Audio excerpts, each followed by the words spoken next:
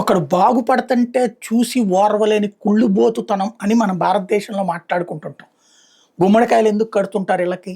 ఆ దిష్టి బొమ్మలు ఎందుకు కడుతుంటారు ఇళ్ళకి? ఈ కళ్ళల్లో నిప్పులు పోసుకుంటారు అన్నటువంటి. మంచి చెట్టు నిండా పళ్ళు కనబడుతుంటే, ఓ చెట్టు నిండా నిండుగా పచ్చదనంగా కనబడుతుంటే, చివరికి వాటిటి మీద కూడా దిష్టి పెట్టేటటువంటి పరిస్థితి. అంటే దిష్టి అంటాం మనం.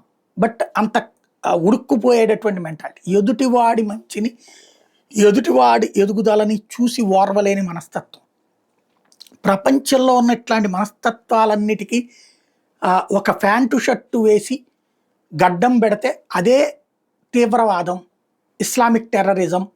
ఇది తమ వాళ్ళు బాగుపడుతున్న అంగీకరించలేని మనస్తత్వం. ఇది ఇప్పుడు అంతర్జాతీయంగా ఒక చర్చ ప్రారంభమైనటువంటి అంశం.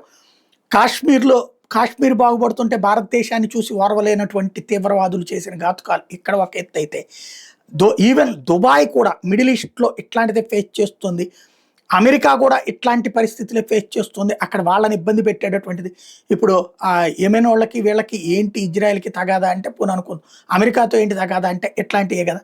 ఓవరాల్గా చూస్తే ప్రపంచంలో ఏ దేశమైనా సరే ఎదుగుతుంటే, నాగరికత వైపు ఎదుగుతుంటే, ఈ చక్కటి ఆలోచన తీరుతో ఎదుగుతుంటే, ఆర్థికంగా ఎదుగుతూ ఉన్నత స్థితికి చేరుతుంటే, విద్యావంతులు అవుతుంటే, అది తట్టుకోలేని మతమౌఢ్యం, అది తట్టుకోలేని అనాగరికపు సమాజం వైపు తీసుకెళ్ళడం, పాతకాలపు రాతి యుగం వైపుకి తీసుకెళ్లేటటువంటి దరిద్రులే తీవ్రవాదులు అన్నటువంటి విషయాన్ని ప్రపంచంలో ఎక్స్ప్లెయిన్ చేయాల్సిన సందర్భం వచ్చేసింది.